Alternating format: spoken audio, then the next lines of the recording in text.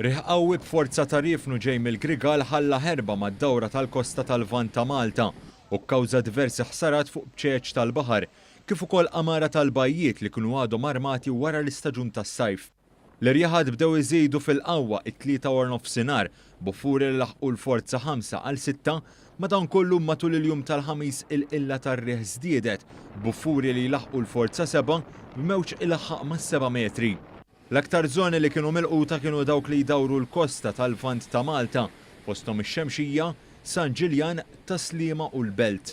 Kawża tal-maltemp, diversi vapuri għażlu li ma jidħlux Malta minħabba l-perikli li kien hemm sabiex jimmanuvraw fil-bokka tal-breakwater bejn il-Belt Valletta u l-Kalkara. Fost l-aktar ħsarat li spikkaw kawża tal-maltemp kienu numru ta' dajes li nqataw minn mal-Mażra fix-Xemxija u spiċċaw iħabtu mal-blat b'saħħa li ma bħala. Il-kosta ta' Taslima kienet fost l-ar żoni affettwata bl-irjaħat. Tard it-3 war nofsinhar, is-Soċjetà tas-Salib l-Aħmar li hija responsabbli mis-servizz tal-lifeguards tal-bajjiet madwar Malta ħarġet ukoll bitwissija sabiex tiġi evitata din iż-żona.